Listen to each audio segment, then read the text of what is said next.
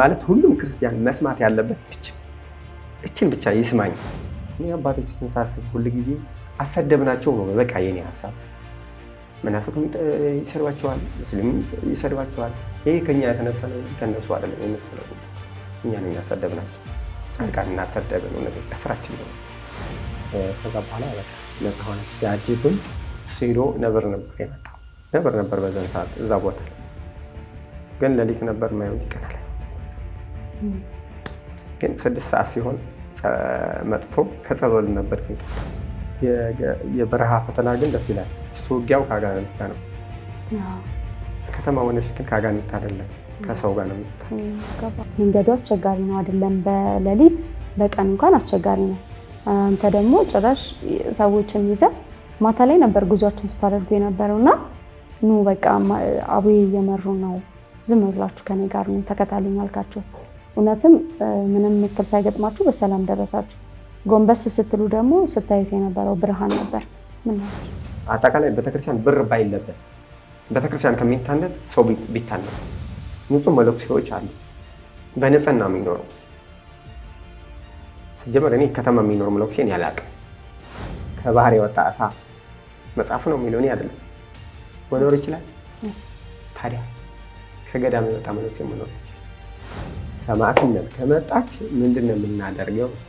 እንሸሻለን ወይስ ጸንተን አንገታችን እንሰጣለን? የኔ ሐሳብ ይሄ ነው። እውነቴ ነው። እኔ እርግጠኛ ነኝ ይሄ ጨፋሪ ነው የተባለ ዘማዊ ነው የተባለ ውሸታም ነው የተባለ እኔ ምንም አልደራደርም በሱ። ሌባ ራሱ ቢሆን ክርስቲያን ከሆነ አንገቱ ይሰጣል። ገባሽ? በሱ እኔ አምንበታለሁ። መለኩሴ ግን አላምንም። ድሮ እኮ እናስቀና ነበር። አሁን እኮ በኦርቶዶክስ የሚቀና የለም። ድሮ ግን ይቀኑብን ነበር። ለኛ ያው ሰው በቃ አይቶ ነው የሚያምነው። ማታ አሁን እኮ እግዚአብሔር ካላየ ነው እኮ ነው ሐሳባችን ሆነ ለመናገር። ሰው ከእግዚአብሔር ሕግ ስለወጣ ነው እንጂ ዓለምን ሁሉ ለመግዛት ፍቃድ ነበር። የክርስቶስ ሰላም ለሀገራችን፣ ቸርነቱ ለሕዝባችን ይሁን። እንደምን ሰንብታችኋል? ይህ ደረጀ ዘወይንዬ ሚዲያ ነው። በሚዲያችን ሀገራዊ፣ ታሪካዊ፣ ሃይማኖታዊ፣ ባህላዊ፣ ወቅታዊ ጉዳዮችና ሌሎችም ይቀርባሉ። አብራችሁን በመሆናችሁ ታተርፋላችሁ። ለሌሎች በማካፈል ቤተሰባዊነትን ያጠናክሩ። መልካም ቆይታ ይሁንላችሁ።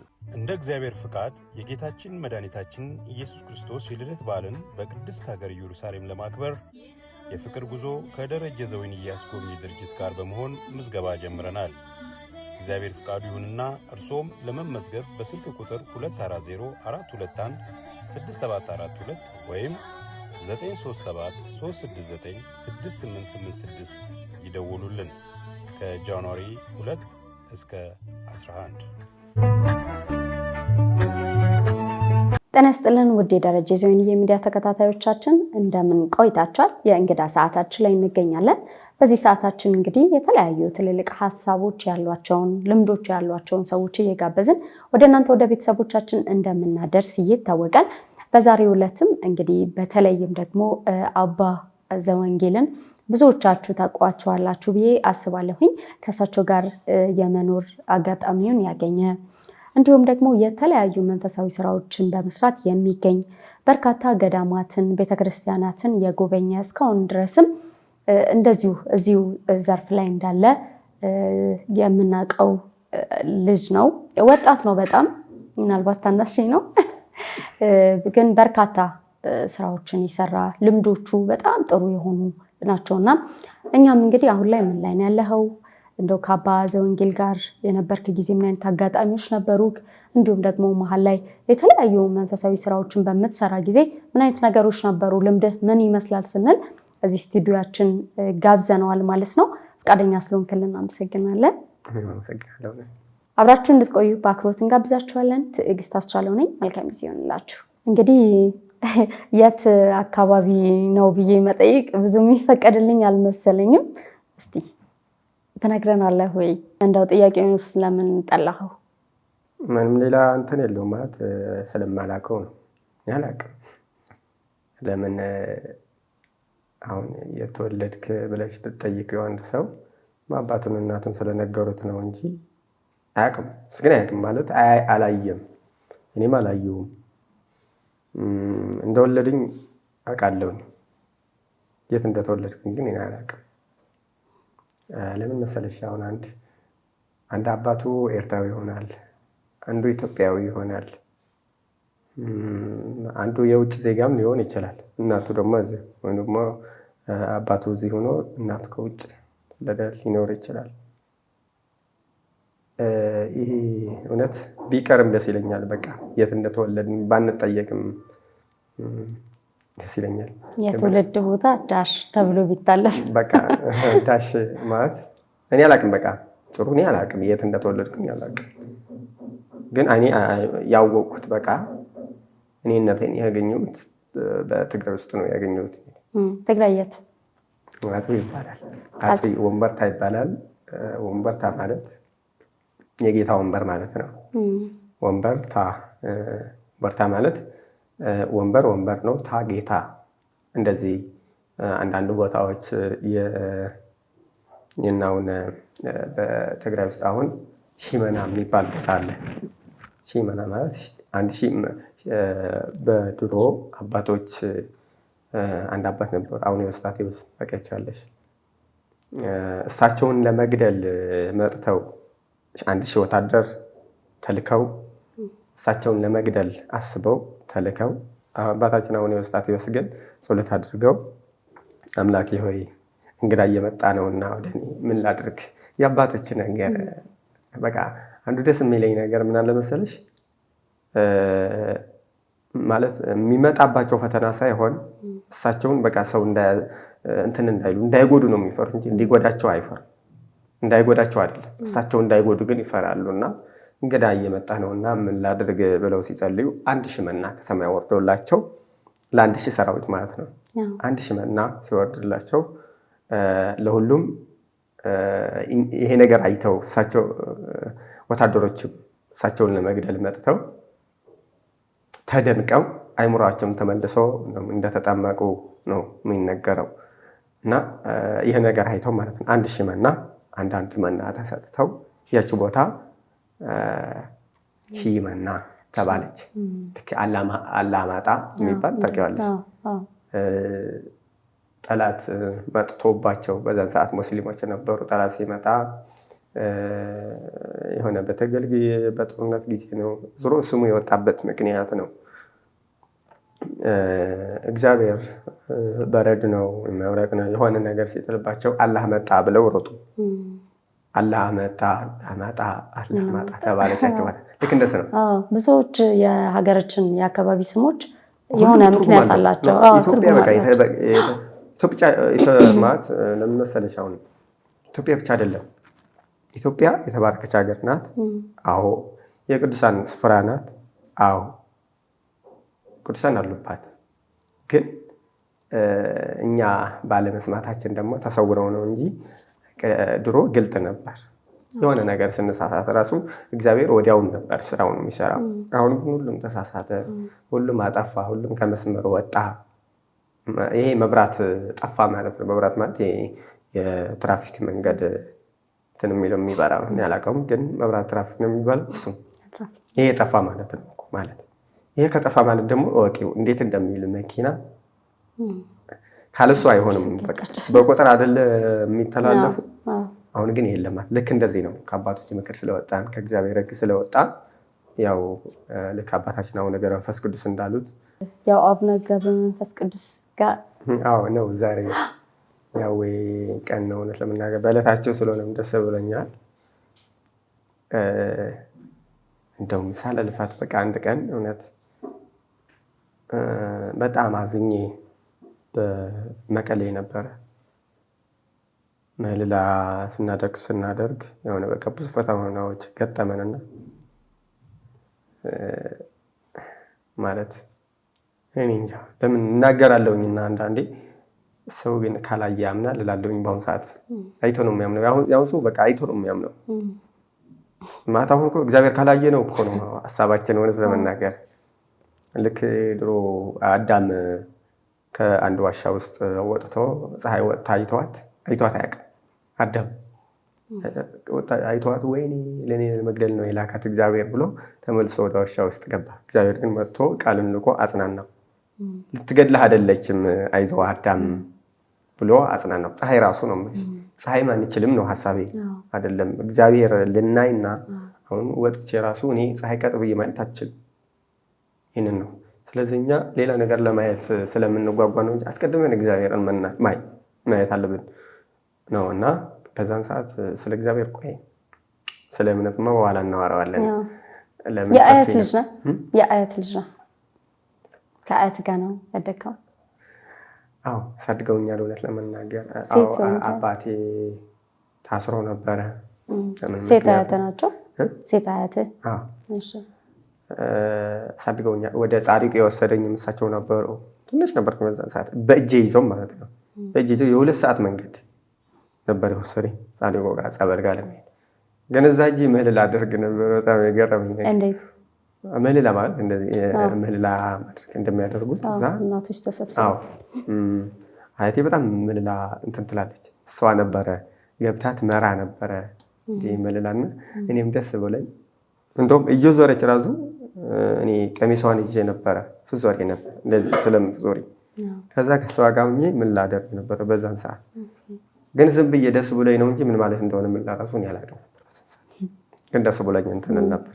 ያቺ ቦታ ግን የመጀመሪያ መንፈሳዊ እንትና ትሆናለች ብዬ አላሰብኩም ነበር።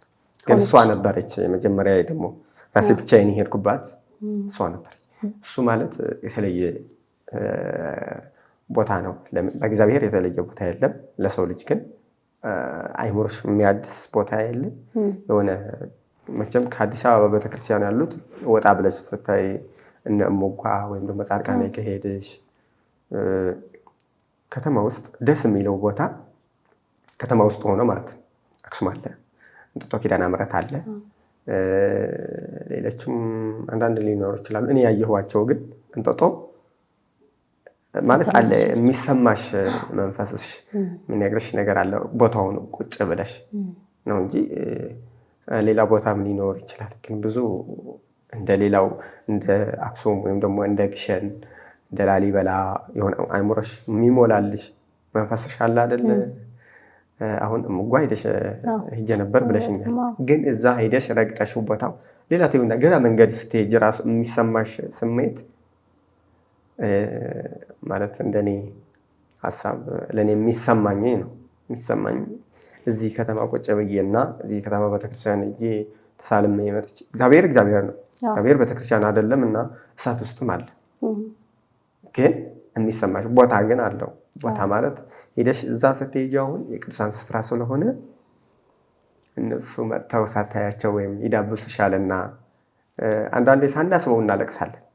ወደን ሳይሆን እነሱ ስላሉ አጠገባችን ነው እንጂ ወይም ደግሞ የሚፈትነን ለኛ የሚፈትነን መንፈስ ከራቀ በኋላ እኛ አእምሮአችን ተሰብስቦ ያኔ ስለ እግዚአብሔር ማሰብ ጀምረን ልናለቅስ እንችላለን። ሳናስበው እናለቅሳለንና አዌ ጻድቁ አልቅሼ እንደዚህ በጣም አልቅሼ ለሌት በህልም ነው እኔ ተኝቼም አይደለም እኔ ሁሉ ጊዜ ሳይ እንደዚህ ቁጭ ብዬ ነበር። ግን በቃ እንደ እንቅልፍ መስሎ ችግር የለውም በቃ ና ወደኔ እችን ብቻ ቃል ነው የምሰማው ሁሉ ጊዜ ና ወደኔ ብለውኝ ነጋ።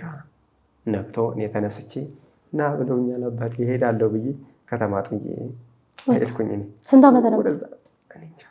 ዓመት እኔ እስካሁን ድረስም እኔ ዓመቴ ማላቅም ብዙ አላውቅም። እኔ ማወቅም አልፈልግም። አባቶችም እንድትነግሪያቸውም አይፈልጉም። ለምን መሰለሽ? ስለ እድሜን እያሰብኩኝ እግዚአብሔርን ረሳሁት ይላሉ።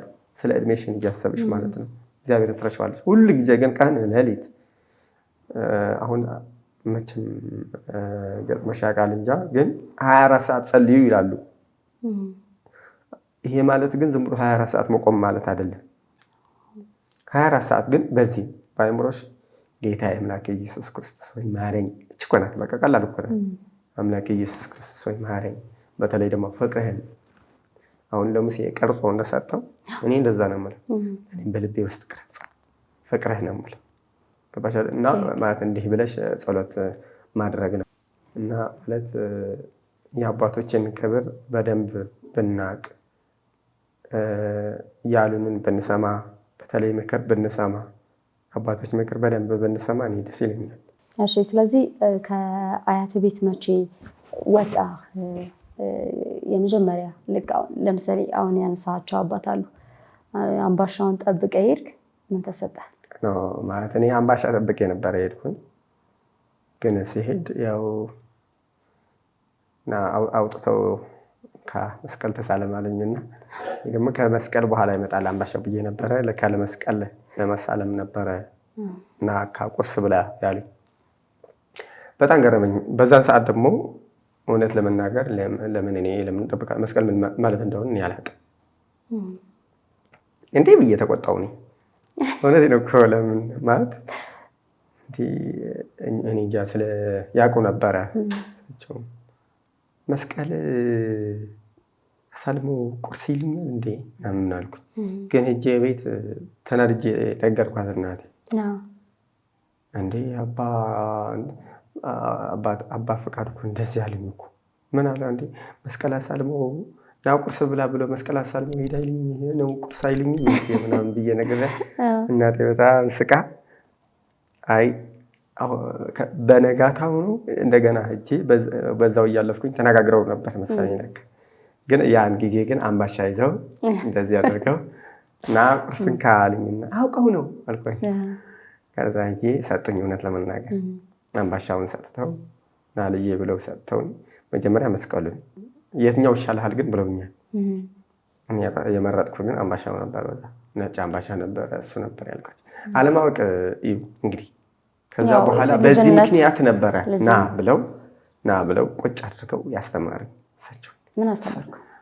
በስመ አብ ብዙ ነው ማለት አይ ምስጢርም አለ። ለምን ከዛ በኋላ ነው ይሄን ሰምቼ ነው የወጣው። ምስጢር ነው ይሄ መንገዴ ስለሆነ ሰው ማለት መንገድ ላይ ያለ ቅድም እንደነገርኩሽ መንገድ ላይ ያለ ሰው ለምን በቃ ገና እየሄድን ነው። ሰው ማለት መንገደኛ ማለት ነው ሁሉ ጊዜ። ከዚህ ከሄደች ግን ነፍስ ነው የምትባለው። ሰው ተብለንም አንጠራም። ስለዚህ እኛ ሰው ስለሆነ መንገድ ላይ ስላለን ብናገረውም ራሱ ለምን ዓላማ ነውና ዓላማዬን እስካሳካ ድረስ ግን ያው ያኔ ነው። ስለዚህ ተርኒንግ ፖይንቱ ያ ነው ማለት ነው። ከዛ ሰዓት ጀምሮ ነበር። ምን ያህል ነበር እድሜክ ያኔ? ስንት ዓመት ይሆናል እንደው በግምት? ባጠይቅኝም እንጃ ነው ማለት አላውቀውም። ግን ትንሽ ነበርኩ በጣም እኔ ምንም አላውቅም ነበር ነው አላውቅም። ግን አንድ ነገር ምን ነበረ መሰለሽ የሆነ እኔ በተፈጥሮዬ እግዚአብሔር እንደዚያ አንድ ቀን አሞኝ የሆነ ምን በልቼ ነው አሞኝ ነበርና እሳቸው ከነገሩኝ በኋላ ይሄ ግን በአእምሮዬ ይዤው ነበረ። ያን ሰዓት ግን በደንብ እንትን አላልኩም። ሰምቻቸዋለሁ ይሆናል ብዬ ግን አልጠበቅኩም ነበር። ምግብ በልቼ ነው አመመኝ። በቃ ቤት ሂጂ ሌላ በቃ አሞኝ እስከ ወድቅ ድረስ። ከዛ በኋላ ጸበል ተሰጥቼ ስለ ጸበል ደግሞ በደንብ ማወቅ ያለብሽ ነገር በዛን ሰዓት በሲኒ ነበር የሰጠችኝ እናቴ። በሲኒ ብቻ አስበሽዋል በሲኒ። አሁን ሰዓት ግን እኔ በጣም የሚገርመኝ ነገር በ10 ሊትር ራሱ ጠጡ 5 ሊትር የሚጠጣ ሰው አለ። ለምንድን ነው ወዲያው የማይደነው? እኔ ግን በዛን ሰዓት እውነት ሲኒ አስበሽዋል? ሲኒ ናት ቡና መጠጫ በሱ ነበር እንደዚህ በሃይላንድ ነበር። የገጠር ሰው እንደምታውቂው በበር ላይ እንደዚህ ይሰቅላል ጸበል ያንጠለጥላል። ከዛ ለእኔ ያደርጋ ቀርታ ሰጠችኝ። ወዲያው እንሄዳልኩኝ። ወይኔ እኔ ግን ምን ብዬ ነበር የጸለይኩኝ? እንዴ ባለፈው እኮ አባ ፈቃዱ እንደዚህ ብለው ነበረ። ቅዱስ ሚካኤል ነውና አጠገባችን ቤተክርስቲያን እና ሚካኤል እንደዚህ ነው ብለው ነበረ ነው ነህ አይደለም ብለው ነበርና እባክህ ብዬ ስጠጥቼ ለምን መሰለሽ እግዚአብሔር ልብን የሚያየው እግዚአብሔር ይዋ ነው፣ መሐሪ ነው፣ ይቅር ባይ ነው እና ሊያጠፋን ሳይሆን ሊያድነን ነው የመጣው። ስለዚህ ይወደናል። እግዚአብሔር ደግሞ ሰው አይመርጥም አባባሌ አንዱ ይዳን አንዱ አይዳን የሚል ዓላማ የለውም። ሁሉም ይዳን ነው፣ ለሁላችን ይሆናል። እግዚአብሔር ግን እኛ ያው ከእምነት ስለወጣን ከሕግ ስላፈረስን ነው እንጂ ቅድም እንዳልኩሽ አባታችን አቡነ ገብረ መንፈስ ቅዱስ ነብሩ በጣም ሲያስፈራቸው ለአንድ መነኩሴ እሳቸውም ደግሞ አሁን ነገር መንፈስ ቅዱስ ማለት ለምን ትፈራለህ? ይሄ እንስሳ ለምን ትፈራዋለህ? ሰው ሁሉም እኮ እንስሳት ሁሉም እንዲገዛ ታዞ ነበረ፣ ስልጣንም ተሰጥቶት ነበረ። ግን አዳም ወይም ደግሞ ሰው ከሕገ እግዚአብሔር ከመውጣቱ የተነሳ ሊበሉት ወደዱ፣ ጠላትም ሆኑ፣ ወደ በረሃም ሸሹ አለ። ስለዚህ ጥፋቱ የማን ነው? የኛ ነው። አንድ በቃ ሞድ አባባል ምን አለ መሰለሽ፣ ሰው በቃ በዓለም የተፈጠረ ሁሉም ፍጥረት ክስ ቢጀመር የመጀመሪያ ተከሳሽ ማን ነው ብለሽ ታስቢያለሽ? ራሴ። አባባሌ ገብቶሻል? አዎ ትክክል ነሽ። ራሴ ማለት ሳይሆን በቃ ሰው በይኝ ላንቺ ብቻ አይደለም፣ ሁሉም ራሱ ነው የመጀመሪያው ተከሳሽ የሚሆነው ራሱ። አባባሌ ምን መሰለሽ፣ አሁን ሁሉም ፍጥረት ወፎችም በቃ ሁሉም ተሰብስበው ክስ ቢመሰረት ከመላእክት ጀምሮ ማለት ክስ ቢመሰረት እቺ በቃ ሁሉም ሰው ማወቅ ያለበት ነገር ማን ነበር? የመጀመሪያ ተከሳሽ ሰው ነው። እንስሳ አይከሰስም መቼም። ማንም እንስሳ የሚከሰስ እንስሳ የለም። ግን የመጀመሪያ የሚከሰሰው ሰው ነው። ምንድነው የሚሉት? በሬ ያሁላ ሰርቶ አተላ ነው የሚሰጠው። አየሽ? ግን በደንብ ክብር የተሰጠው ደግሞ ለማን ነበር? ለሰው ነበረ። መላእክት የተፈጠሩት ለማን ነበር? ለሰው ነበር። እንስሳትም የተፈጠረ ለማን ነበር? ለሰው። እውነቴን ነው። ሁሉም በቃ ፀሐይም የተፈጠረች ለማን ነው? ሰው ነው። ለምን ለእንስሳ ማለት አትችይም? ለምን ለእንስሳም እውነት ነው ለሁሉም ነው የተፈጠረችው። ግን ሳስበው እኔ ግን ለሰው ነው ብዬ ነው የማስበው። ለምን እንስሳ ለሰው ከተፈጠሩ በቃ በዓለም የተፈጠረ እኛ አሁን ምን አለ መሰለሽ፣ ሰርግ አድርገሽ ዋናው የሚጠቀመው ማን ነው? ይሄ ሰርግ ስታደርጊ እኮ መጀመሪያ በሰርግ ውስጥ ሁሉም እንትን ማድረግ አለብሽ። ለምን ሁሉም ሙሉ ማድረግ አለብሽ፣ የሚበላም የሚጠጣም። እግዚአብሔርም ሁሉም አዳም ከመፍጠሩ በፊት ሁሉም ነበረ ያዘጋጀለት። ልክ እንደዛ እኛ ግን አዘጋጅተንልናል አላልንም፣ ጥጋበኛ ሆንን። ልክ እንደዛ አባታችን አቡነ ገብረ መንፈስ ቅዱስ እንዳለ ሰው ከእግዚአብሔር ሕግ ስለወጣ ነው እንጂ ዓለምን ሁሉ ለመግዛት ፍቃድ ነበረዋል። አሁን ግን እንስሳ አግኝተሽ ማዘዝ አትችይም። ውሻም አይታዘዘንም እንስሳት ይሆነ ድሮ ግን ይታዘዝ ነበረ ነው። እና እንደዚህ በእግዚአብሔር ፈሪሃ ብንኖር በጣም መልካም ነው እላለሁ። እሺ፣ ስለዚህ ከአባ ጋር ተነጋገራችሁ። ያንተ እቺ መነሻ የምንላት ነጥብ ጀመረች። እዛ ጋር የተነገረ ነገር ነበር። በቃ አመንኩኝ። በቃ ያሉኝ ካመመኝ በኋላ እግዚአብሔር ደግሞ በምክንያት ነው የሚያደርግሽ። ምግብ በልቶ የሚያምመው ሰው ተጨምጃ። አሁን ያ ምግብ በልቼ ምንም አይመስለኝም፣ ግን በዛን ሰዓት በልቼው ግን አመመኝና ምንድነው ተብዬ እኔ አሞኛል ምን በላህ እንደዚህ ስላቸው፣ በል እንግዲህ ጸበል ልስጥህ ብላ። በቃ ገጠር ደግሞ እንደዛ ነው እችም እንደምታውቂ፣ ሌላ ምንም ነገር እንትን አይልም። አሁን ከተማ ነው እንደውም በአሁኑ ሰዓት ነው እንጂ ከተማ ምናምን የበዛው። ድሮ ግን አሞሽ ራሱ አሞሽ ዝም ብለው እናቶች ጸበል ተክለ ሃይማኖት አፈር እኮ ነው ከምድር አድርገው ይቀቡሻል። ከዛ በቃ እምነታቸው ነው፣ ተምረው ግን አይደለም። ዋናው እምነት ነው። ስለዚህ ማመን አለብሽ ግዴታ። ከዛ ምን አደረግሽ? የት መጣሽ? ከዛ በኋላ ዳንኩኝ። እውነት ነው ያሉኝ ብዬ እንደገና ሊሰማቸው ሄድኩ። ተመልሰ? አዎ አጠገባችን ናቸው። ነግቶ ግን እስኪነጋ ምንም እንትን አላልኩም፣ እንቅልፍም አልመጣኝ። ለምን እንደዚህ ሆነ ማለት ያሉኝ ብዙ ነገር ነበር እኮ። እንደዚህ ካደረገ እኮ እንደዚህ ያደርግልኛል ማለት ነው እግዚአብሔር፣ እንዲህ አደረኩኝ እንዲህ ያደርግልኛል ማለት ነው እግዚአብሔር ብዬ በቃ ሄድክ። ተመልሰ አገኘሃቸው? ምን አሉ? አዎ አይ ምን መሰለሽ 2 ሰዓት ከሆነች ቁጭ የሚሉባት ቦታ አለች። ጠዋት ነው በቃ በሰዓታቸው። አሁን ባለፈው ሄጄ ነበር እናቴ ቤት ከስንት ቀን በኋላ ማለት ነው። አይቼ ሰላም ብዬ ከዛ እንዲህ ብያየኋት ያቺ ወንበሯን ቦታዋን እሳቸው የመከሩኝ ያቺ ቦታ በጣም አዝኛለሁ። እውነት ነው። አሁን አርፈዋል። እና ተመልሰህ ስትሄድ ምን አሉክ? ምን አሉ? ተመልሰህ ስትሄድ? ተመልሼ ሄድኩኝ። እሺ አባ አቤት ልጅ አለኝ። አሞኝ ነበርኩ ደግሞ እኔ እየሳኩ ነው የማወራው። አሞኝ ነበርኩ እና ዳንካል ባለፈው እንደዚህ ያላለኝም እንዲህ አድርጌ ዳንኩኝ። ጸበል ጠጥቼ አየህ አለኝ። ከዛ በኋላ አጥብቀው ነበር የነገሩኝ። እንደውም ከዛ በኋላ ለምን አይ ቅድም አልሰማኝም ነበር ማለት ነው ይሄ ልጅ ብለው እንዲህ የሆነ ነገር እንደገባ ገባቸው። አሁን ስለገባኝ በደንብ አድርገው መከሩ። ከዛ ሰዓት ነበር በቃ እኔ መፍራትም ጀመርኩ። ግን ደግሞ አስፈራሩኝ። ለምን እግዚአብሔር እንዲህ ነው እንዲህ ካደረግክ እንዲህ አለ ብለው የነገሩኝ እሳቸው ናቸው። ከዛ በቃ ከዛ ቀን በኋላ ነው እሳቸው ስለ እንትን ብቻ አይደለም የነገሩኝ። አሁን እኛ አንዳንዴ እግዚአብሔር መሐሪ ነው ብለህ ኃጢአትን አትስራ ይላል። ቁጣና መዓቱን ዘንድ ከእሱ ናትና መሐሪ ነው። አሁን ይቅር ባይ ነው። አሁን ግን ማስተዋልም አለብን። ስጋ ደካማ ነውና ብዙ ነገር እንሰራ እንችላለን። የማይፈተን ሰው የለም በስጋ ያስበሽዋል። በምግብም ቢሆን ይሄ ከባድ ነው ለመናገር ራሱ ብዙ ነገር ይፈተናል። በተለይ በአሁን ሰዓት አሁን ብዙ ይፈተናል።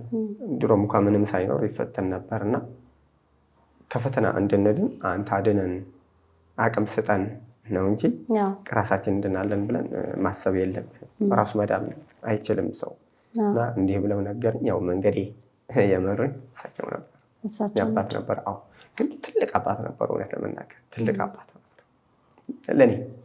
አባት ትንሽ የለውም። ያው አንዳንድ አባቶች ግን የተለየ ደግሞ ጸጋ አላቸው። አዎ ከጸጋቸው የተነሳ ደግሞ የሆነ አዎ ልክ ነሽ። በጣም የተለየ ጸጋ ብቻ አይደለም። ቀደም ነግሬሻለሁ። አሁን ሙጓጀ ነበር አልሽ። ግን እኛ አባት እኔ ያገኛቸው እኔ ደግሞ አላገኘኋቸውም። እንደዛ ማለት እሺ። ከዛ ተመልሰህ ሄዳ አናገርካቸው? አዎ። ከዛ በኋላስ ምን ተፈጠረ? መከረኝ። ከዛ መንገድ ነው የነገሩኝ። ለመናገር ያ የነገሩኝ ህይወት አለው እየኖርክበት ነው። ያ የነገሩኝ ነው ልጅ ሆይ እንዴት ነው እንደዚህ ነው ከዚህ በኋላ እንደዚህ ነው። እኔ በጣም እኔ እንትን ያለኝ ግን ማለት ስለ ራሳቸው ሳይነግሩኝ በማለፉ ማለት አለፉ። ግን ስለ ራሳቸው ስላልነገረኝ በጣም በቃ ለምን አልጠየቃቸውም ነበረ? እንዲህ ይላለሁኝ። እኛ ማድረግ ያለብን እንደዛ ነው። ለምን አንድ አባት ሳያልፍ የሆነ ነገር ሳይገጥመው ግዴታ መናገር አለብን። እሺ ከዛ በኋላ ምን አደረክ? ምን ማድረግ ጀመርክ? ከዛ በኋላማ ቅዱስ ሚካኤል ሂጄ መናገር ጀመርኩ። ቅዱስ ሚካኤል እዛው እንደውም የኔ ጸሎት ምን ነበረ መሰለሽ? ሚካኤል እኮ እንደዚህ ነህ አይደለ? እንደዚህ ታደርጋለህ አሉ እኮ ነው ደግሞ ታደርጋለህ አይደለ? አዎ በቃ ታደርጋለህ አሉ እንዲህ አሉ። እኔ በህይወቴ እንዴት ብዬ ነገር በቃ ዋናው በቃ እኔ ያስወጣኝ ምን መሰለሽ? እኛ አባትም ነግረውኛል። ቤታችን ደግሞ ብዙ ችግር ነበር። ያ ደግሞ በእኔ ምክንያት ነው ብዬ አስባለሁ። የነገሩኝም እንደዛ ነበረ። አይ የራሱ አለው ይሄ እኔ መውጣት አለብኝ። በቃ ከቤቴ ማገልገል አለብኝ። ለምን መሰለሽ? እግዚአብሔር ሲያዝሽ እምቢ ማለት የለብሽም። ወደ ኋላ መሄድ የለብሽ። እንዴት ላይ ያለው አባ ስለነገሩክ ነው የእግዚአብሔር ፍቃድ መሆኑን የገባ ነው? አዎ እሱማ የእግዚአብሔር ፍቃድ ነው። ግን ለምን መሰለሽ? በአሁን ሰዓት እሳቸው ነግረውኝማ መንገዱ ነው ያሳዩኝ። መንገድ አሳይተውኛል። ምኖረው ግን እኔ ነኝ። መኖር ያለብኝ እኔ ነኝ። መሀሉ ደግሞ አይነገርህም። እሱ በራሱ ደግሞ የሚጨምረው ነገር ይኖራል። እንደዚህ አለ። ለምን አሁን እሳቸው መንገድ እንደዚህ በዚህ ብትሄድ ነው ደግሞ ያንተ መንገድ ይሄ ነው እንጂ በዚህ ብትሄድ ደግሞ አይሆንልህም ይልሻል፣ ይነግሩሻል። አንዳንድ ደግሞ አይሆንም የምንለው ነገር አለ በሰው ተፈጥሮ። እኔ ግን ለምን የራሴን ኃጢአት ለምን ደበቃለሁ? ይሆን ብዬ በሌላ በራሴ ለምን አይሆንም ብዬ ሀሳብ አመጣው። በኋላ በዚህ ምክንያት የተቀጣውበት ቀንም አለ። ብዙ ነው ከብዙ ነገር ከሞት ድረስ የወጣውበት ቀን አለ። እምቢ ብዬ አልታዘዝም ብዬ ነው። እሺ መታዘዝ ጀመርክ? ቅዱስ ሚካኤል ከዛ በኋላማ አወራህ? አወራሁኝ። ለምን ማለት መንገዴን ምራኝ ነው፣ ሌላ ነገር አልነበረም። ከዛ ደግሞ ብዙ ፈተናዎች ስለነበረ እንዴ ታዲያ እኔ ከወጣሁኝ እንደዚህ የሚስተካከል ከሆነ በቃ እኔ መውጣት አለብኝ ብዬ ከዛ ቀን በኋላ ነው ቅዱስ ሚካኤል ቤተክርስቲያን ሄጄ ነበረ ቃል የገባሁኝ። ሚካኤል አባቴ ብዬ እንደዚህ እንደውም እናቴ ባለፈው እኔ የህዝብ ነኝ ብያታለሁ። ባለፈው ስመጣ ራሱ ወደዚህ ሰላም ብያት አንድ ቀን ያደርኩ አንድ ቀን አስበሽዋል እንግዲህ። ከዛ ለምን ቁጭ አያሳርፍም፣ ልቤ አያርፍም። እንደዚህ ባለ ዕዳ ነው የሚመስለኝ እኔ። የሆነ ደግሞ አንድ ሰው የሆነ ነግሮኝ ካልተሳካለት የሆነ ነግሮኝ ማንንም ሰው ይሁን በቃ ሰው ነግሮኝ ካልተሳካለት እኔ በጣም ነው የምጨነቀው። እሱ ደግሞ ከተደሰተ ቅድም እንዳልኩሽ የሆነ ነገር ሆኖ ደስታ ከተደሰተ ከሱ በላይ እኔ ነኝ ደስተኛ። የሆነ ነገር ሆኖለት እግዚአብሔር አድርጎለት እኔ ደስተኛ ነኝ በጣም ከሱ በላይ ማለት ነው። እግዚአብሔር ሲያደርግለት አይቼ አባቶችም እንደዛ ናቸው። እንደዛ ነው የሚያደርጉት። የሆነ ነገር ለነገረሻቸው እግዚአብሔር ጸሎታቸውን ሰምቶ ሲያደርግ እነሱ ምግባቸው ይሄ ነው። ከዛ ምን የት ሄድክ? ከዛ በኋላ ከዛ ጻድቁ ሄድኩኝ ገብረ መንፈስ ቅዱስ። እንደውም ወደዛ ሲሄድ የት አካባቢ? ጋብር መስኖ ይባላል። ግን ያው ቦታ ቢታወቅ ደስ ይለኛል። የተለየ ቦታ ነው እውነት ለመናገር። ሚካኤልም በአካባቢ ሚካኤልም ይታወቃል፣ ዓለምም ይታወቃል። ህንፃ ነው በጣም ይታወቃል። የቤተክርስቲያን እንደዚህ አይተሽው ከሆነ እንደዚህ በገመድ ጸበል እንደዚህ የሚገው ታስረው እንደዚህ ነከሩበት ነው። ኦኬ እንደዚህ በወገባቸው ታስረው ማለት እንትን ወጥተሽ ነው። ተራራ ተለየ ቦታ ነው እና ወደዛ ሄጄ እዛ አካባቢ ነው እዛ ሄጄ ነበር። ግን ሲሄድ ነው ይሄን ሐሳብ ምንጣፍም አልያዝኩም፣ ሰውም አልነበረኝም፣ መሪም አልነበረኝም፣ ማንም የማናግረውን ሰው አልነበረም። ቀጥታ ነው ሄድኩኝ በቃ። ከዛ በኋላ የሚሆነው ነው ዙሮ በቃ በህይወቴ ምን ሆነ? ከዛ በኋላ ወደዚህ መጣ ወደ አዲስ አበባ ነው አልመጣሁም። ኧረ ብዙ ነገር እንደ ስንት ዓመት ተቀምጫለሁ። አዲስ አበባ በኋላ ነው የመጣው ነው እንጂ እዛ ጸበል ራሱ 3 ዓመት ነው ተቀምጫለሁ እዛው ማለት ነው። ጸበል ውስጥ እያደረኩኝ እንደው ውስጥ ጸበል ውስጥ ታገለግላለህ፣ ትጠመቃለህ። በጣም ኃይለኛ ነው። እሺ ምን ትጠመቃለህ? እዛ ነው ማድረው እዛው ጸበል ቤት በቃ ኧረ እዛውም ቁጭ እያደር ነበር እዛው ጸበል ቡጋ ጸበል። አዎ ደስ ነው የሚልሽ። የተለየ እንደ በቃ ምግብ ነው የሚመስለኝ ነው። ለምንድን ነው የሚመስለው? የቀመሰው ይወቀው ነው። ደስ ብታዩ ራሱ የተለየ ነው ቦታው። እግዚአብሔር ይፍቀደው እና ወይም ሄጄ በፎቶ እንትን አድርጌ ልከዋለሁ እንጂ ያ ቦታ ያለው ስሜት በቃ የተለየ ነው። የበቀለ የድሮ ዛፍ አለ የበቀለ እዛ የድሮ ማለት ደግሞ አሁን ለዚህ ለሰው ልብስ እንደሚያምርበት ለቦታዎች ለጸበል ምናምን ደግሞ ዛፍ ነው የሚያምርበት። አትክልት ቢኖር ነው ጥሩ። አንዳንድ አዲስ አበባ ያሉ ቦታዎችን እንደውም የሚቆረጡ አያለው፣ ግን እንዲቆረጡን ያልወዱ የሚያምረው እሱ ነውና እሱ ነው መልካቸው። የቤተክርስቲያን መልክ ነው እሱ ብዬ ነው የማስበው። ጥሩ። ስለዚህ እዛ ሄድክ ጸበል ቦታ ረጅም ጊዜ ወጣክ። ከዛ ቦታ ወዴት ሄድክ? ከዛ አጽቢ የሚባል አለ ሄድኩኝ። ከአጽቢ ደግሞ ብዙ ቦታዎች ሄጃለሁ። እውነት ለመናገር ብዙ ነው የሄድኩ፣ ግን በቃ እየተቆራረጠ ነው እንጂ እኔ በዛን ሰዓት ደግሞ በእግር ስለነበረ በስማ ነው ማለት በህይወቴ የምህላውን ንገረኝ እስኪ። ከአባ ዘወንጌል በኋላ ነው ወይስ በፊት ነው? አይ ከዛ በፊት ነበር። ምህላማ ከዚህ ከእንትና ከልጅነቴም ነው። ከዛ ደግሞ አንድ ምን አለ መሰለሽ ከጸበል ነው የጀመርኩኝ። ምህላ እንደዚህ ነበር የሚመስለኝ እኔ እንደ እስካሁን ድረስ እኔ ማምነው ምህላ ተናግረሽ እንደዚህ ልክ እንደ አንድ ሰውዬ ሄዶ የቀን ሰራተኛ ሰርቶ እንትናውን ይዞ እንደሚመለስ የሰራውን ዋጋውን ይዞ እንደሚመለስ ልክ እንደዛ ምህላ ገብተሽ ጸሎት አድርገሽ ዋጋውን ይዘሽ ዝም ብሎ ካለ እንትና ማለት ነው ተጠራቅሞ ምናምን በወር ምናምን ከሆነ ይሄ ከባድ ነው፣ ገና ሰው አይይዘሻል ማለት ነው። እንደሱ ግን አይደለም ማምነው እኔ። ደሽ ለምነሽ ወዲያውኑ ይዘሽ መመለስ፣ ይሄንን ማምነው። እግዚአብሔር ሩቅ አይደለም፣ ከማንም እሱ ይቀርበናል። ለኔ የሚቀርበኝ እሱ ነው። የሚቀርበኝ ያለኝም እሱ ነው፣ የሚያኖረኝም እሱ ነው፣ ያኖረኝ እሱ ነው። ያሳለፈኝ ምህላ የት አደረጋችሁ? ብዙ ቦታ ነው ያደረግነው። እውነት ለመናገር ነው እየዞርኩ ነበር አማረከው። ከዛ በኋላ ማውቀ ወጥቻለሁ። እዛው ትግራይ ውስጥ 3 ዓመት ነው ምናምን ተቀምጫለሁ። ከዛ በኋላ ወጣሁ። በቃ ወጣ።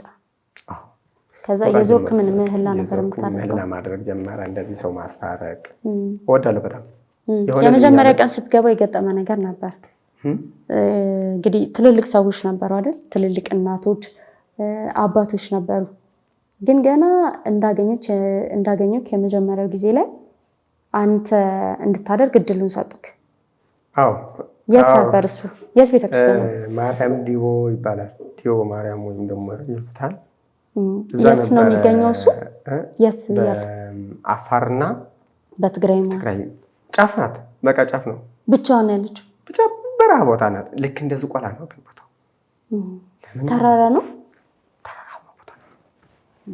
በቃ እንትን ናት። የቅዱሳን ስፍራ ናት።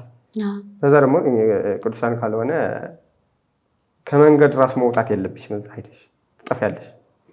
መንገድ አለው። ከመንገድ ከወጣሽ የሆነ ነገር ከገባሽ በቃ መንገድ ይጠፋሻል። አትወጭም ማለት ነው። የት እንደሆነ ቦታው አታውቂም። እዛው ነው የምትሆነው። የሚገርም የሆነ ፊልም አለ የሚገርምክ ማለት ነው። ስሙ ጠፋኝ። ተከታታይ ፊልም ነበረና ገርሞኝ ነው በጣም። እነሱ ያው የኛን ነገር እንደዚህ ወስደው የሚሰሩት ነገር ነው ብዬ ስላሰብኩኝ ነው። እና እንደዚህ ነው የሆነ ከተማ አለች። ያቺ ከተማ ላይ ከገቡ በኋላ ይጠፋሉ ማለት ነው። እና ሪያሊቲ ላይ አታስበውም። አሁን ሀገራችን ውስጥ ግን እንደዚህ አይነት ቦታ አለ። ይገርማል። እኛና ቀሜኔ ከኛ ወስደውት ነው የሚሆነው። አለ ገብተሽ ቦታ ይጠፋብሻል። በቃ መመለሳችን ወዴት ትመለሻለሽ? አታውቂውም። የለም በቃ ለምን ድምፅ አትሰሚም? ቤት ገባሽ አታውቂውም። አንድ ሰው ይዞሽ ከገባ ይሄ የሚያውቁት ቅዱሳን ብቻ ናቸው። ግራም ያጋባው እንትና አለ እንዴ ሌላ ተይውና አንድ ሰው አዲስ አበባ ውስጥ ከመጣ እኮ ዝም ብሎ ላምበረት አስቀምጠ አውርዶ ወርዶ ምናምን ወደዚህ ና አካልሽ እኮ አያውቀውም። ቦታ እኮ ይጠፋብሻል። እዚህ ተይውና እኔ አንዳንድ ቦታዎችን የማውቀው እንጂ ሙሉውን አላውቃቸውም። በተለይ አንድ ቤት ተጠቅሶ አሁን አንቺ ከዚህ ወደ መቀሌ ሄደሽ ወደዚህ ቦታ ነኝ ብትባይ አታውቂውም። ሁሉም ሰው ካላወቀውስ እዛ ቦታ ያለ። እሺ ወደ ምህላው ልሰድክ አቋረጥኩ። ወደ ምህላው ልሰድክ የመጀመሪያ ቀን እዛሽ ቦታ ላይ ነው ማለት ትግራይ ውስጥ ነው የምትገኘው። በትግራይና በአፋር መካከል ላይ ያለው እንደዛ ናት። እዛ ነበር ምህላ ያደረግነው። ምን ያህል ጊዜ ቆየ? እዛም እኮ ዝም ብሎ ለንግስ ነው የሄድነው። ኦኬ እዛ ነበር። ግን ከዛ በፊት አውቃለሁ እውነት ለመናገር ግን ሰው ፊት ቀርቤ ግን እንትን ብዬ አላውቅም ነበረ። እዛ የነበርኩበት ቦታ ትንሽ ሰው ስለነበረ ነው እንጂ ብዙ ስለ ምህላ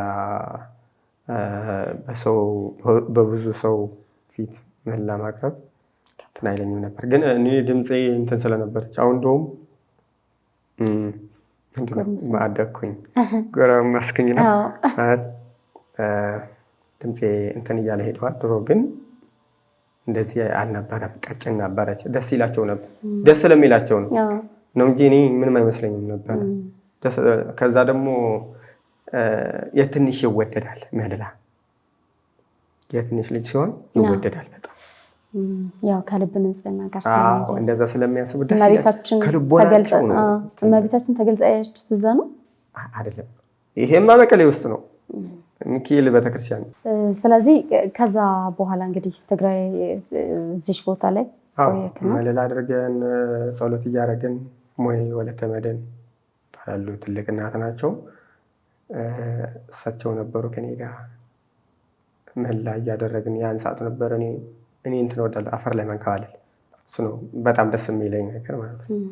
እንደዚህ መንከባለል ማረኝ ነው፣ ሌላ ነገር የለውም። እዛ እያደረግን እያለ ነበረ ያየዋትም እኔ ቤት የሚለሙን የለም እነሱ ነበር። በቃ እዩ እንግዲህ ያ ሁላ ሰው ሳያት እነሱ አየዋት። ከዛ ደግሞ እኔ ጋር ሆኖ ምህላ ሲያደርጉ የነበሩ ሂደው አይተዋታል። በዛን ሰዓት ግን እኔ ሌላ ጊዜ ቢሆንልኝ ራሱ ያን ጊዜ ግን ያሳዘነኛል፣ ይቆጨኛል። ለምን ያለ መፈቀድ ስሜቱ ያሟል። በቃ እንደዚህ ቀና ብዬ አልወደደችኝም። ኧረ የተናገርኩት በዛን ሰዓት በቃ እንደዚህ ነው እንዴ። ከዛ ደግሞ ስለ እናታችን ድንግል ማርያም ብዙ እውቀትም አልነበረኝም። ማርያም እላታለሁ። የኔ ጸሎት ደግሞ ምን ነበር መሰለሽ? ቤተክርስቲያን ትሄጃለሽ፣ ይሄ እንደ ደብዳቤ ማድረስ አለ አይደል? እንደሱ ነው የማውቀው እኔ እስካሁን ድረስም እንደዛ ነው፣ ማድረስ ነው ብቻ። ጸሎት ማለትም እሱ ነው፣ ሌላ ነገር የለውም። በቃ እሱ እንደሚያደርግ ታምኛለሽ፣ መጀመሪያ ሄደሽ ማድረስ፣ እኔም ሄጄ ጸሎት ማድረግ። ከዛ ግን በኋላ ሄጄ ቤተክርስቲያን ግን ተናግሬያለሁ። ማርያም ጉግሳ ትባላለች። ሄጄ መቀሌ ውስጥ እንደዚህ ለነሱ ታይተሽ እኔን ምን ላይ እያደረኩኝ አታድርግ ማለት ነው። ቀላ ብዬ እንደዚህ በቃ ቆሜ መሄድ አለብኝ ምናምን ብዬ በጣም እንትን ብዬ ነበር። ያው ግን እግዚአብሔር ፈቅደው በራስ ጊዜ የት በጣም መታደል ነው እውነት። ያስቀናል። አዝኜ ነበር በዛን ሰዓት እውነት በጣም አዝኜ። ታዲያ እኛ አባት የነገሩኝ የመጀመሪያ ያስረዱኝ እንትን ብዬ ነበረ። ለምን እንደዚህ ሆነ? እሳቸው የነገሩኝ ታዲያ እንደዚህ አልነበረ እንደ እግዚአብሔር እንደዚህ ነው ብለውኛል ነበረ። ታዲያ አንቺና እሱ ልዩነት አላችሁ ማለት ነው? የአንቺ ልብና የእሱ ልብ አዎ የእግዚአብሔርና አይገናኝም። ግን እንደ ሀሳብ ደግሞ እኔ ያልኩት ምንድን ነው፣ ለምን ታዲያ ከነሱ ለይተሽ ለእኔ ለብቻዬን ሳትታይኝ ማርያም ማርያም እያልኩኝ ለምን አትታይኝም ነበር ነው? ምን መሰለሽ፣ ለምን ህፃን ስትሆን ደስ ይላል። በቃ ልጅነት ከእግዚአብሔር ጋር ያለሽ ግንኙነት በቃ ያደርጋል አያደርግም አይደለም የምትይው፣ ያደርጋል ነው የምትይው። ያድርግልኝ እንደዛ ነው የምትይው። ለምንድን ነው ጸሎት ዝናብ ሊለምኑ ምህላ ሊያደርጉ ወጥተው አንዷ ልጅ ግን ጥላ ይዛ ወጣች። አንድ ልጅ ጥላ ይዛ ስትወጣ ነበር እኮ በዛን ሰዓት ለምን ፈልገሽው ነው ጥላውን ተባለች። እናቷ ስትላት እንዴ ዝናቡ ሲመታን ታዲያ ተመለሽ አስቀምጪው ይባላል። ግን እሷ ይዛው ሄደች። በኋላ ዝናብ መምታት ጀመረ። እሷ በጥላዋ አየሽው ይመታል አይመታም በእንትን ነው የሄዱት እነሱ። እሷ ግን ጸሎት አድርገን እግዚአብሔር ስለሚሰማን ዝናብ ሲመታ ልጠለልበት ነው እንጂ እንዳይመጣ አይደለም እኮ በቃ ይመጣል። እርግጠኛ ነች እንደሚመጣ። እንደዚህ ነበር የሄደችው። ልክ እንደዚህ መሆን ማለት ነው። ያው ህፃን ስትሆኝም እኔ ግን እንደዚህ ለእኔ እንደዚህ ነሽ ምናምን ሳይሆን እኔ የሆነ ጥፋት እንዳጠፋዊ ነው የተሰማኝ። እውነት ለመናገር እንደኔ ኃጢአተኛ ሰው የለም። ግን በቃ የሆነ ጥፋት አጥፍቻለሁ ማለት ነው። በቃ ለእሷን አስቀይሜያታለሁ ማለት ነው ምናምን ብዬ እኔ አባቴን እናቴን ወንድሞቼን እነኝን ትቼ ወጥቼ እንደዚህ አደረግሽኝ ምናምን ብዬ አዝኜ ነበር። ወደ ተክለ ሃይማኖት በቅዱስ ሚካኤል ቀን ነው እንደዚህ የገጠመን። በተክለ ሃይማኖት ቀን ግን ያኔ ነበር። ያው አይገባኝም እውነት ለመናገር ግን በጣም አልቅሼ ነበረ። በረሃ ነው ይሄ ደግሞ ወደዛ ነው ወደ ጉንዳ አካባቢ ነበረ። በዛን ሰዓት ነበረ አይዞህ ልጄ እኔ ያለው እኮ እችን ብቻ እኔ የማውቀው ናት። ድምፅ ኧረ ራእይ ነው ምን ድምፅ ነው። እና አሁን አንዳንድ ሰው ደግሞ ምን አይነት ሰዓት ላይ ነበር? እስኪ ሞመንቱን አስታውሳለሁ። 7 ሰዓት ሌሊት ነው። ብርሃኑ ግን ብርሃን አይደለም። ምን ግን ብርሃን ሁለተኛ ማየው አለው አይደለም። አይቼውም አላውቅም። የትም አይቼው አላውቅም። ያ ብርሃን አየሁት ብርሃን ነው። ይሄው ክርስቶስ ምስክሬ። ለምን እሱ ያሳየኝ ለምንድን ነው የምደብቀው? ለምን ተደግሞ አያውቅም። አልተደገመም። በቃ አላየሁትም። ከዛ በኋላ የትም አላየሁትም። ያ ህልማ ያለው እንደዚህ አይነት ግን አይቻላል። ይሄ ግን ህልማ ሳይሆን ራእይ። እንዴት ቆሞ እንደዚህ ብሎ ሰው እንትን ይላል። እና ጸሎት አድርጌ ስተኛ ነበር ደግሞ ልታድርጊ ግን ረስቼው ነው ደግሞ በጣም የሚገርምሽ እንደዚህ ብያት ከዛ ከረሳሁት በኋላ ረስቼው ተረጋግቼ ምህለላ አደርጋለሁ ብዬ ሄጄ ነበረ። በተክለ ሃይማኖት ቀን እኔ ያለው እኮ ለምን ታዝናለህ ልጄ እችን ብቻ ነበረ እችን ቃል ነው የማውቃት ብቻ። ከዛ ቀን በኋላ ኤርትራ የሄድኩበት ምክንያትም ለዛ ነው። እዚህ ያለሁም በዛው ነው። የትም እኔ ራሷን አትሰው የምታዘጋጅልኝ ብያት አይደለም እኔ አልናገርም ምንም አዘጋጅልኝ ብዬ ሌላ ተይው ሙጓሴት ሰው እኔ የሰው አምኜ አይደለም የሄድኩት። ግን ሰው የተቀበለኝ ሰው ግን በጣም ነው የሚገርም። የትም ብሄድ ዘበር ሄጄ ነበር። ልክ እንደዛ ሰው ነው የሚያዘጋጅልኝ። ግሸን ሄድኩኝ። በቃ እንደዛ ሰው ተቀበለ። ሰው በቃ ያዘጋጅልኛል እግዚአብሔር ራሱ። ግን እኔ ከዚህ ሰው ጠብቄ አይደለም የምሄደው፣ እግዚአብሔር አመኝ ነው የምሄደው። እንደዛ ነው መሆን ያለበት። ከአባ ዘወንጌል ጋር የተገናኘችበት አጋጣሚ እንዴት ነበር? ከዛም እንኳ በመልእክት ምናምን ነበረ የተገናኘ ነው። ግን እግዚአብሔር ይመስገን ተገናኝተናል። መጀመሪያ ስለ አባ ታውቅ ነበረ? ሰምተህ ታውቅ ነበር ከዛ በፊት? እውነት ለመናገር አባቶች ያውቋቸው ነበረ። እኛ አባትም ያውቋቸው ነበረ። ይሄ ተናግሬ ማለት ሰው ያምናል አያምንም እንጃ። እኛ አባት ግን ያውቋቸው ነበረ። መጀመሪያ የነገሩኝ አባት መጀመሪያ የነገሩኝ አጠገብ ጎረቤት እሳቸው ያውቋቸዋል። መስቀል አንበሻ ቁርስ ልስጥ ብለው መስቀል ያሰላሙ በዛን ሰዓት ነው የማውቃቸው። ግን እኔ እንደማላውቃቸው ነበር የሆንኩኝ። እኔ እሳቸው የመኮረኝ ምክር ነው ይሄ፣ ሌላ ነገር አይደለም። ማንም አውቀሽ እንዳላወቅሽ መሆን አለብሽ። ምንም ቢሆን ባዶ እንደሆነሽ ማሰብ አለብሽ። በቃ ሁሉ ጊዜ ለምን ሰው ነሽና፣ በቃ ሁሉ ጊዜ እንደዛ ነው መሆን ያለበት። እንደዚህ ብለሽ ካመንሽ ደግሞ ያኔ ነው እግዚአብሔር የምታገኘው። አባቶች እንደዛ ናቸው። አግኝተውት ራሱ እየፈሩ ነው የሚኖሩት። ዓለም ነዋ ያሉት። ይሁዳ እኮ አይቶታል። ይሁዳ እኮ ስለ ክርስቶስ ያውቃል፣ ግን አልፈራ። ይህ ነው መሆን ያለበት ሰው መፍራት፣ ሁሉ ጊዜ ክርስቶስን መፍራት። የአንድ ሰው ኃጢአት አይነገርም፣ የሰው ኃጢአት አይነገርም። ለምን እኔ ኃጢአተኛ ከሆንኩኝ መጥተሽ ለእኔ አጠገቤ ቁጭ ብለሽ ወንድሜ ሴፍ እንደዚህ እኮ ነው እንደዚህ ብለሽ መናገር ትችያለሽ። የኔን ኃጢአት ለሰው መግለጥ የለብሽም። ግን እኔ ሰው ማጥፋት እያጠፋውን ከሆነ እንደዚህ ነው ለምን እንደዚህ ታደርጋለህ ብለሽ መምከር አለብሽ፣ መገሰጽ አለብሽ። ከህግ ከወጣሁኝ ግን መናገር አለብሽ። እኔ ሰው ማጥፋት የለብኝም። ለራሴ ከመንገድ ከእግዚአብሔር ህግ ከወጣሁኝ ግን እኔን መምከር አለብሽ። እኔን ግን ከላይ ሆኜ ሰው እንትን ማደርግ ከሆነ መገሰጽ አለብኝ። እኔ ይህንን ማምነው እና አባቶቻችን እየገሰጹ እየመከሩ መጀመሪያ ስታገኛቸው አባ ዘወንጌል ማለት የሆነች ቦታ ነበረች። እኔ ከአባ ዘወንጌል እህታች ቦታ አላቸው፣ ሰው የሚባረክበት ቦታ። እኔ ሰው ቢያየኝ ምንም ነገር አይመስለኝም። ለብቻዬ ነበር፣ ግን ተራራ ላይ ነበረች። ሄጄም ተደብቄ እወጣለሁ፣ ተደብቄ እገባለሁ። ያለፈ ነገር ስለሆነ ነው። ዳሴ ከንቱም አይሆንብኝም። ለምን አልፈዋል በቃ። እና እዛ ነበር የማድረው። ቆይቼም ከ3 ቀን በኋላ ወርጄ እንትን ነበረ እዛው አካባቢ ማለት ነው። ግን ማንም ሰው አያየኝም ነበር። እውነት ለመናገር የቅዱሳን አባቶች ቸርነት እየረዳ እግዚአብሔር ቸርነት ሰጥቶም ጸሎት እየረዳ ማለት ሰውም አያየኝም ነበረ። እንደዚህ ሆነን ግን ኖሮናል። ግን ይሄ እኔ በቅቼ ሳይሆን እግዚአብሔር ሊያስተምረኝ ሊመክረኝ ስለፈለገ ነው፣ ሌላ ነገር አይደለም። ሊያስተምረኝ ሲፈልግ ደግሞ ቦታ ያሳይሻል፣ መንገድ ነው የሚያሳይሽ እግዚአብሔር ስለሚወደድ ማለት ነው። ብቻ እኛ ማድረግ ያለብን ምንድነው? መንገድህን አሳይ፣ መንገድህን ጥረግልኝ፣ እባክህ በፍቅርህ አኑረኝ፣ ህግህን ስርዓትህን ያዘዝከኝን እንዳደርግ እርዳኝ ማለት ነው ያለብን። እንደዛ ደግሞ እኔ ያው ጸሎቴን እንደሱ ስለነበረ ፈሪም ስለነበርኩ ፈሪ መሆን ጥሩ ነው። ለምን ለእግዚአብሔር መፍራት ነው እንጂ ለሰው አይደለም። እግዚአብሔር ስትፈሪው ራሱ ነው መንገድ የሚመራሽ።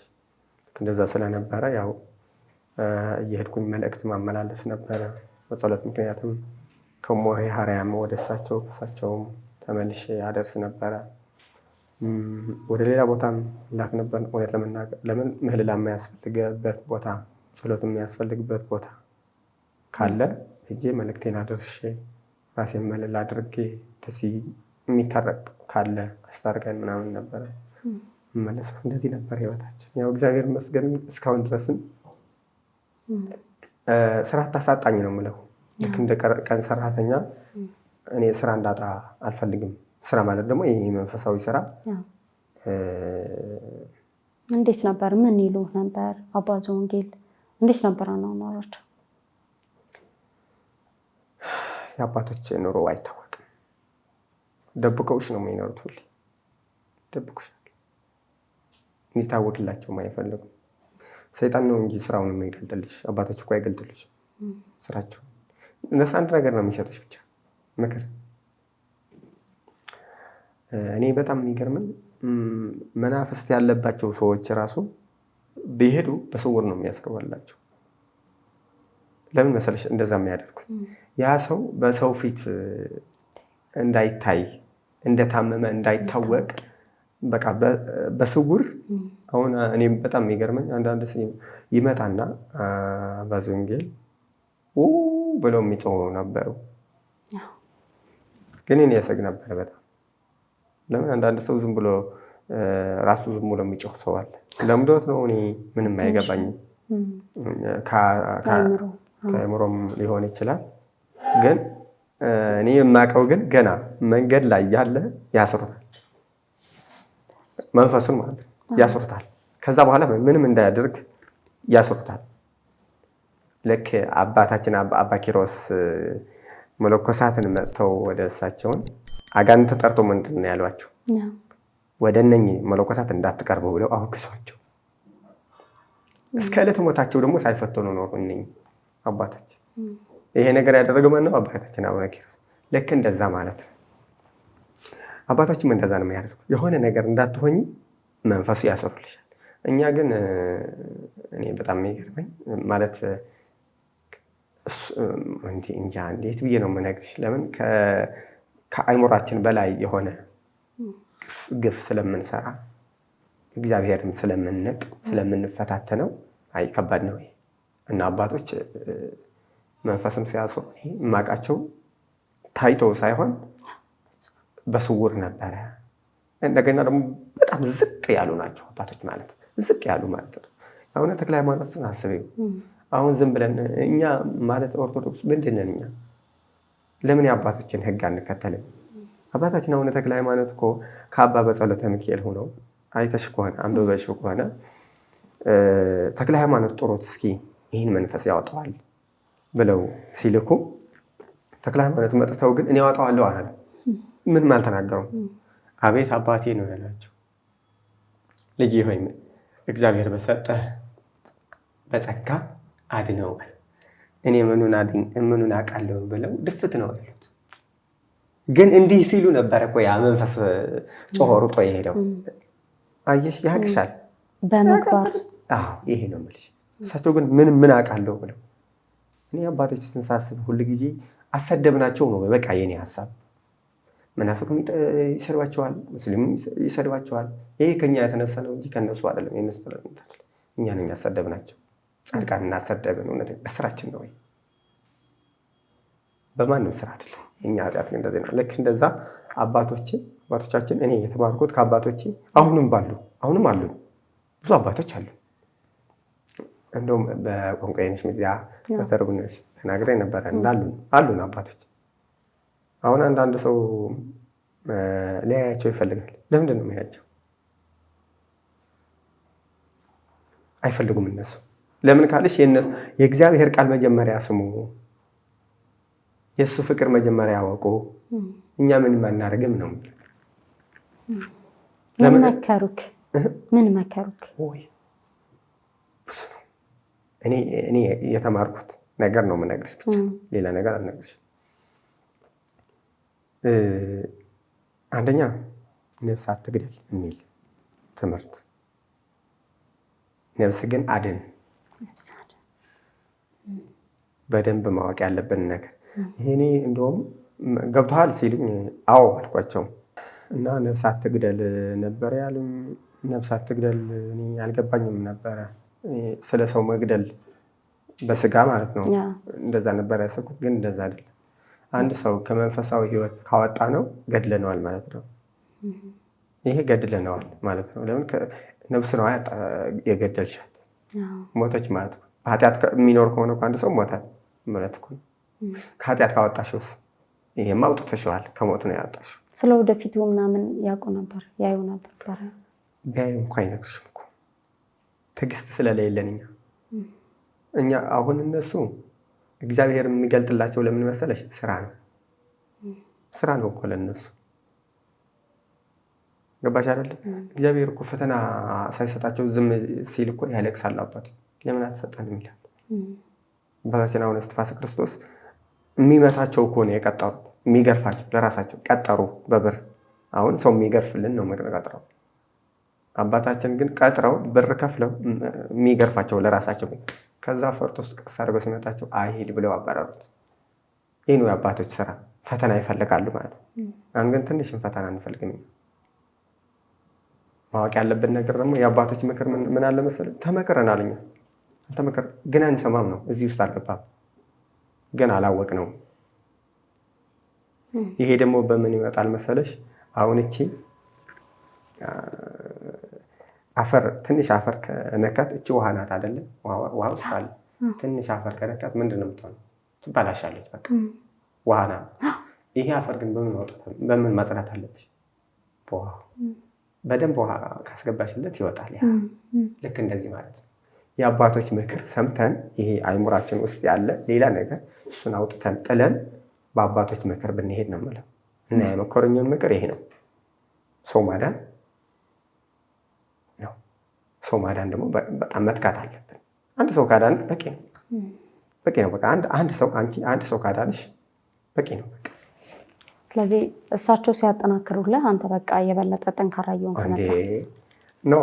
አሁን እኔ ደበቅ አድርጌ ለራሴ ነው እየነገር ብዙ ነው እዛ ያየሁት ብዙ ነው። አሁን ሄጄ ራሱ ያየሁት ብዙ ነው። አሁንም እንኳን እንጂ አሳውታ ለእኔ የሚያደርግልኝ እግዚአብሔር እኔ በጣም ነው የሚገርም። ግን የሚያሳየኝ ለምን መሰለሽ? እንዳለክም ነው፣ ሌላ ነገር አይደለም። ደካማ ስለሆንኩኝ እንዳለክም ብሎ ነው አለው ለማለት ነው፣ ሌላ ነገር አይደለም። እግዚአብሔር የሚያሳይ ግን አለው አምላክህን እኔ አለው አንተ ጥራኝ እንጂ እኔ አለው እንዳልጠፋበት እኔ ግን ሁልጊዜ አለው ይለኛል፣ ያሳየኛል። ሌላ ነገር አይደለም። እና አባቶችም የሚያሳያቸው ለዛ አለው አልረሳሁም እኮ ብሎ ያሳያቸዋል እግዚአብሔር። ሲያርፉ ነው ሲያርፉ ነው ካረፉ በኋላ ወጣ ከስ አላረፉም ነበር። እኔ መቀሌ መጥቼ ነበር። አረፉ ተባልኩኝ። እኔ ተመለሱ። ተመለሽ ማለት ብዙ ነገር ነው አይተናል። በህይወታችን ብዙ ነገር አይተናል። እኔ እንደ አባታችን ሰው አባት አላገኘሁም። አሉ አባቶች እኮ አይታወቁም። ግን ለምን ምክር ሲሰጡሽ፣ ሲያስተምሩሽ፣ ሲመክሩሽ አንድ እኮ ነው የሚሰጡሽ፣ አንድ ቃል ነው የሚሰጡሽ። ያቺ አንድ ቃል ግን እኔ በጥፊ ነው የምትለኝ ሁሌ። እንደዚህ ካደረክ እንደዚህ ይልሻል። ደግሞ ቀስ አድርገው ነው የሚነግሩሽ። ጆሮሽም እንደዚህ ይልሻል፣ ጆሮ ይልሻል፣ እንደዚህ አድርገው ይልሻል፣ ይነግሩሻል። እና አባታችን ማለት በቀላሉ የሚነገር ነገር አይደለም። በቀላሉ አይነገርም የአባቶችን። ግን የኔ ሀሳብ ያለፈ አልፏል። አሁንስ የአባቶችን ምክር ለምን አንሰማም? የኔ ሀሳብ ጥያቄ ነው ይሄ። ለምን አንሰማም? ለምን አንረዳም? እውነት ለመናገር ብዙ ሊኖር ይችላል። አባትም መስሎ እንትን ሊል ይችላል። ግን ማወቅ ያለብን ነገር ምንድን ነው? እንስማና ሰምተን ማስተዋል በደንብ አስተውለን ብንሄድ እኔ ምርጫዬ ነው። እንደዚህ ነው የምለው። እኔ እንደ አዲስ አንተ ያስተካከልከው አለ የአንድ ማህን ሴት ጠጥታ ልጅ ያገኘች ከዛ በፊት ነው አስማ። ከዛ በፊት ወልዳ ነበረ። ከዛ በፊት ነው እኔ ከመሄዴ በፊት ነበረ ከሱ ጠጥታ ማንታ ሁለት ልጆች ወልዳ። ይሄ ነው የማውቀው እኔ። በጣም ደስ ብሎኝ እውነት ለመናገር እንኳንም እንደዚህ ሆነ። ይሄ ብቻ ግን አይደለም። እንደ እግዚአብሔር ፍቃድ የጌታችን መድኃኒታችን ኢየሱስ ክርስቶስ የልደት በዓልን በቅድስት ሀገር ኢየሩሳሌም ለማክበር የፍቅር ጉዞ ከደረጀ ዘወይንዬ አስጎብኚ ድርጅት ጋር በመሆን ምዝገባ ጀምረናል። እግዚአብሔር ፍቃዱ ይሁንና እርሶም ለመመዝገብ በስልክ ቁጥር 2404216742 ወይም 937-369-6886 ይደውሉልን። ከጃንዋሪ 2 እስከ 11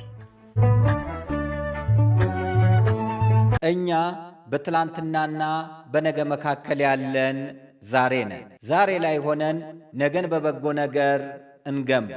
ነገ አዲስ ቀን ነው። ቀኑም ደግሞ ደስ ይላል።